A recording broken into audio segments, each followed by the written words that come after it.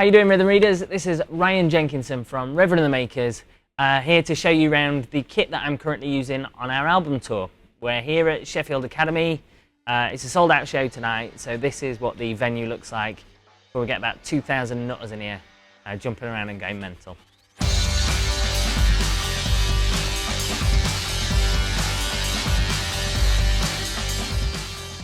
So what are we looking at then? It's a hybrid kit, so we've got both electronic and acoustic elements in there, which is what makes it interesting. It's a Sonor SQ2 series. I've been with Sonor for a lot of years. The first kit I ever got was Sonor when I was a kid. I used to be in this band called This Girl, and there was a Kerrang photo with like a singer doing a handstand off my kick drum. So inadvertently there was a massive Sonor logo all over Kerrang and Sonor like that. So yeah, I've been with them ever since, and I've played all the kits through their range, from the entry level up to this, which is the flagship. And the quality is throughout them all is amazing. It's typical German engineered drums, and certainly I'll never play any of the drums. If you're not familiar with the SQ2, it's a custom kit, so it's made to order. Yeah, and I was in a fortunate position to be able to do that with this one. So I designed it from the ground up. And the level of customization is crazy. You choose everything from the colour of the bass drum legs, to the colour of the lugs, to the colour of the fittings, the nut housing, everything. And you even choose the colour of the rim and the inside of the shell. So finish-wise, we've gone for black, solid black kick drum with 2 red hoops, which I think looks great. And it really sets it off. My favourite colours are black and red, and like, my bike's black and red, most of the clothes I wear are black and red, so why change it now? What we're looking at is a 12-ply heavy birch shell. I chose birch because as a wood, birch is very resonant, it really sings, but it's quite focused and mellow at the same time. In terms of tuning how it sounds really fat, and part of that is down to the amount of dampening in it. I don't put too much dampening in the kick drum. There's just one of the protection racket bass drum mufflers. Just that in the bottom. I think it sounds great. There's an Evans EQ2 on there. It's not tuned super high, just a few over finger tight. And that's helped because of the way that you tune the kick drum on here. They're actually got easy thumb screws, so you don't use a drum key, you just grab it with your hand and turn it up, and that's great on the fly if you want to really drop the kick drum or put it up. And I think they first introduced that under Designer. My old Designer's got that, which is great. And everything is shaped in the shape of the Sonor logo, which is like a beta. It's absolutely crazy, the quality of it. Yeah, on the front, I've got 2 of the smaller holes in rather than one big one. There's something about the way that the air escapes from the big hole that I didn't like. It just seemed a bit flappy. Whereas, yeah, 2 more focused holes. It's punchy, lots of attack, but still really deep because it's a deep kick drum.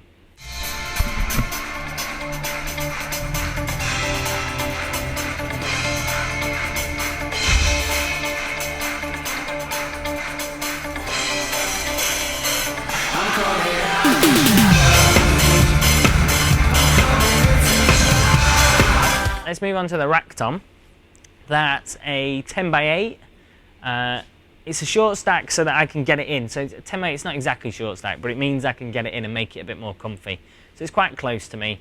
It's a solid red finish, which I think looks great. Because it's solid red, everything, the rim, the lugs, all that is black chromed. So again, black and red, I think it looks great. More important than how it looks is how it sounds. And for a 10x8, it really sings. So I think sometimes I can get it sounding like a 12. I tune all my drums quite low. I don't, because I've only got one high tom, one low tom, but I still want the boomy sound. So yeah, just a couple of turns above finger tight is my sound. That's how my drums sound. So especially at those low tuning ranges, it can be quite difficult to get the sound you want. And with the Evans, the new 360, which at first I didn't know what to make of it, but as soon as I put it on and seeped it, and it just tunes up a lot easier. I don't even know how to explain it, but it just does. As soon as you put it on, a couple of turns above, you don't even need to be that accurate with it. Just as a reference, you put it on, couple of turns and it already sounds good. So when you do start to get accurate, you can get the best results out of your drum. So it's a G2 coated on there. Coated again, I just think it's a bit more focused. It helps get the sound I want without using any dampening. I don't put any moon gel or anything on my drums. Yeah, so I think a coated head, coated G2 sounds great. I've still got the standard reso head on the bottom. I don't use any special reso heads for that. I've seen people who use like 2 batter heads, and I don't know what that's about. I've never done it. So maybe if you've done it, let me know what it sounds like. Onto the floor tom then. This is a 14x14 12 ply's of birch again. So another really heavy drum. I've gone for the same finish as the Rack tom, so it's high gloss red. All the rims and everything are black chromed. Even the floor tom legs are black chrome, so they've chromed it all, and it looks fantastic. And it sounds even better. It's a 14x14, quite a small floor tom, but it sounds, I think, easily like a 16. I tune it quite low. It's really boomy. No moon gel or anything on there. G2s help keep it focused. I think it sounds great. We're back to the snare drum now then, and this is probably my favourite drum that I own from all the Sonor stuff I've got. It's the Artist Series 13x5 earth finish snare drum. If you look underneath, it's 27 plies of beechwood, and if you want to see what 27 plies of wood looks like, it looks like that. It's almost like a tree that they've just put a hole in it and stuck a snare head on it. And at first when I saw it, I didn't know what it was going to sound like, but I've had this drum for years. As soon as they brought it out, I got one.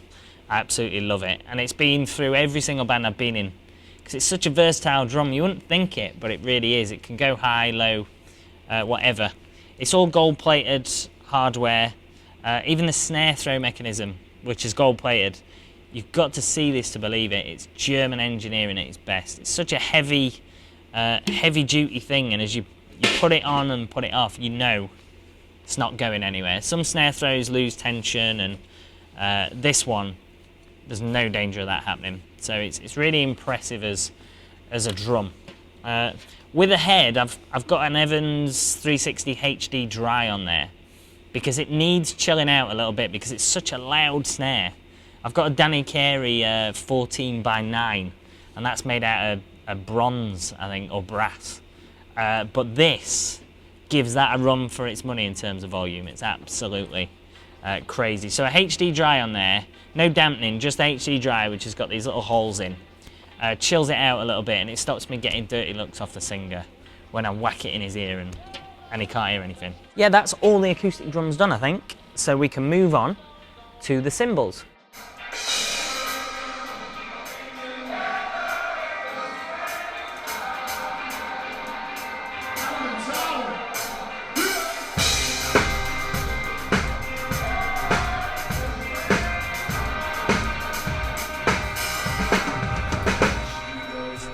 Cymbals, I've always played Meinl. I absolutely love their Byzance range. I think with cymbals it's important to try as many the different brands as you can, different series, to find your voice, because let's face it, you spend a lot of time hitting cymbals, so don't just go for whichever looks the shiniest or whatever. For me, Meinl Byzance is my sound. I've had it for years. As soon as they brought the Byzance out, and because I've been with them for so long, and the quality of their cymbal over the years have got better and better, so I'm a big Meinl fan. These are the original hi-hats that they supplied me with when I joined Meinl, and they prove that you can have an affinity with a certain cymbal, because I've now got 3 sets of these, and these sound the best. Even though they're exactly the same, these original ones, even though they're mucky and they've toured and been all over with me, but these ones can't be beaten. They're 13-inch Byzance traditional finish medium hats, and yeah, they're perfect. They're really kind of old worldy sounds, so like quite dry, but when you're playing them open, they're still really loud. Yeah, and I just think they sit really well in the mix. Hi-hats can sometimes be a little bit obtrusive. I think these sit really well, and I've played them in every band I've always been in. So I love those hats. Crashers, we've got 17 and 18-inch crashers. This one is a Byzance medium thin, but this is traditional finish. So like the hats, quite dry, crisp, not too overpowering, whereas this side is the brilliant finish. So this is a finish they've introduced in the last few years, which then gives me that brightness that I need when I need it. So quite a contrast between those two cymbals, but because they're both Byzants, they're relevant to each other, and yeah, I think they're a great pairing. The third finish I've got on the cymbals is the ride, which is the raw bell ride. It's the really, really dirty, hand-hammered finish. I don't tend to do that much ride work with Reverend and the Makers because it's all dance hi-hat patterns. So I use that as a third crash a lot of the time. But for maybe if the vocalist changes phrasings in a verse, I'll just give it a tap rather than one of these crashes, which in the middle of a verse is too overpowering, you don't want to do it. But for that, I think it's brilliant. There's one cymbal left, which is a 16-inch Byzance China. I think the rest of the band are always trying to get us drummers to put Chinas down, but don't do it. Don't do it. We all love them. And in this scale, back in the day, I used to have two Chinas. I used to have an 18 and a 16. But now, with Reverend Makers, I'd just sneak the 16 in while the guitarist wasn't looking. So yeah, drummers, keep your Chinas. Towards the end of a song as well, do you know when you're really driving it home, you whack that out on the backbeat with the snare drum, it sounds pretty special. So that pretty much finishes the cymbals. Let's move on then to the electronics.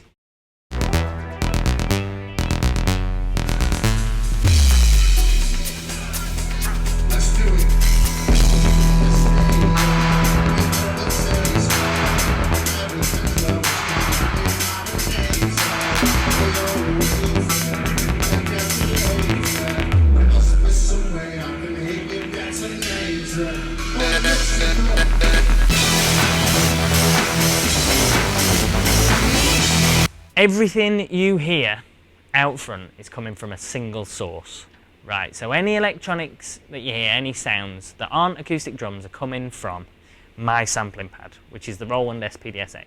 What kind of noises does it make? Well, it's a load of stuff from our record that I've chopped up, sampled. The producer we use is a legendary guy called Youth, who's big into drum machines and crazy synthy sounds and all sorts. So I can pull them from his stems, stick them on a USB key, plug it in the back and load it into the spd-sx. Then simply by hitting one of the pads, I can play that sound out. So what kind of sounds do we have? Well, there's some crazy effects. I'm going to give you some examples. This is a sub drop, which you'll have heard people do all the time. That coming out of a huge PA system, people's bellies really start to go. We've got other sounds which are from our record. So this is one, which you're going to hear. They're all from one of our songs, and if you are a Reverend Makers fan, you'll probably know the song just from those samples. So I can hit those by hitting those onboard pads. Alright, so as well as those 9 pads on there, I've also got a few other things which I've worked into the kit so that wherever my arms are, there's always something electronic to hit. So how do we do that? Well, the spd-sx has got 2 stereo trigger inputs. Split those signals to 4 monos. So 4 single zone triggers. And that's what I've got. One on the kick, one on the snare, high tom, low tom. They're my 4 elements. So what do we trigger from them? On the kick drum, loads of alternative kick drum sounds. All electronic, no acoustics. All electronic 808s, 909s, which have been affected and played with to sound like our kick drum sounds from our record. Trigger input 2 is on the snare drum. And that's this guy, which is an RT10T. So it's not the S, it's not the snare drum version, it's the tom version. The reason for that is because we've split the stereos now, so that's only ever going to give out one signal. Whereas the S is a head and rim trigger. So you can hit the head or you can hit the rim, and both of them will pick up independently. With this, I just want a single zone. So if I hit the snare drum, I'm just going to hit the snare drum. So because of that, I use the T. So that's another helpful tip for you. I think it saves you about a tenner as well. That's the price difference. So yeah, on this, what do we have? Hand claps for some songs, crazy electronic snare drums for some songs. We certainly never have an acoustic snare drum triggered from it. Why would I want to do that when I've got such a beautiful snare drum here? So it's always something that I can't get out of my Sonor snare drum. Third one is this pad here, which is a V-drums pad. It's a 10-inch V-drums pad, and it fits in perfectly around the other one. So I've got a high tom and a high tom. So this allows me to play an electronic high tom sound in roughly the same place that I'd normally have a high tom. And then that leaves us one trigger input left, which is this guy, which is another V-drums pad, all made by Roland, but this one's a 12-inch, so it's a little bit bigger. Now this, I really want to show you the finish, because I asked the guys at Sonor whether they would wrap it in the same finish as the acoustic drums, and they kindly agreed. And it just goes to show you, with your hybrid elements, they don't have to look out of place. This certainly doesn't. I think it looks incredible, because yeah, two drums, completely different, but stood together so that they look relevant, is amazing. And it's all like with the red and black and red and black. Perfect. So again, this does a lot of the low tom sounds. So I've got an electronic high tom and an electronic low tom. So a couple of examples for that. Grab another stick. I could give you, so my acoustic drum sounds like an acoustic drum. My electronic high tom. For other songs, they don't do tom sounds, they do sub drops, or there's one where this becomes a timbale. There's another one where this one becomes an alternative snare drum. So again, I've got two snares, even though I've only got one acoustic snare set up. So they're my four elements: kick drum trigger, snare drum trigger, high tom, low tom. But I've also got a foot switch down here. Now the foot switch is an FS5U, and what that does, that enables me to assign WAVs to that, so alternative kick drum sounds or whatever, but I can play them without touching my acoustic kick drum. What I do is, for a few middle eights, I'll turn to the left, then I can play the pads and that kick drum, and I've got a fully electronic kit. So without having to set up a full electronic kit here, I've got it, because I've got 9 pads and a kick drum. So yeah, when it comes to the spd-sx, there's 4 outputs out the back I use that I send to our front of house. And our front of house engineer's not been around all this yet, but there's a big stack of DI boxes. What we do is, we have 4 outputs.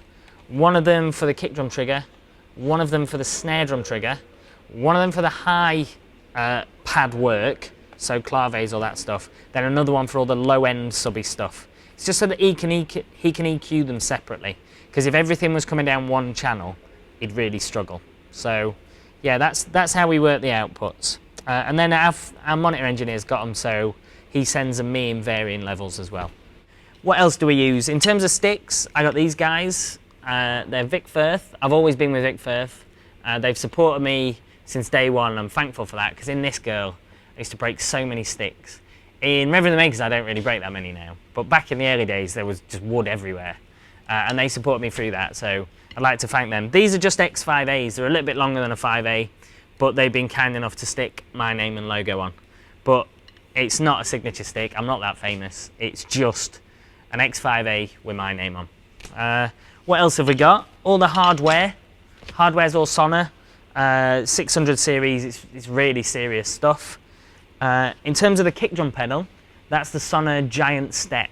If you've not seen them, take a look, because it's a serious kick drum. When they first brought them out, I remember he sent me one and said, try this, and I was using DW 7000 at the time, which I thought was the greatest kick drum pedal of all time.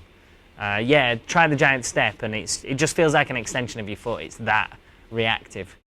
Cases, everything's Protection Racket. Protection Racket was my first endorsement I ever got when I think I was about 15. I just emailed Dean, and we've become great friends over the years. And yeah, all these beautiful drums are cased in AAA. They're slightly harder, soft case, and they always get there safe. So yeah, support British companies like Protection Racket, and also like Porter and Davis, who make this, the Gigster, which is in the old days we had like a butt kicker, but they were never very good. This is yeah, this is like military grade speakers, but put into your ass. So like Dave, our monitor guy, can send any element of this kit to my ass as well as my in-ear monitors. Yeah, and I've got most of the time kick drum coming through, but occasionally he puts one of the sub drops in, which then makes my stomach go funny. It makes me want to go to the toilet, so don't do that. So I think that's everything. So I really want to thank you for sticking around to take a look at the kit. If you're not yet familiar with Reverend makers, maybe come to a gig, see how it all comes together. And we might, you never know, you might be a new fan. And if you are a fan, thank you very much. This tour's been amazing, it's been sold out, and yeah, it's been a pleasure playing this beautiful kit for you every night. Thanks to Reverend as well for supporting me since day one, and hopefully I'll see you all again soon. Oh, we're it, wasn't it? Yep.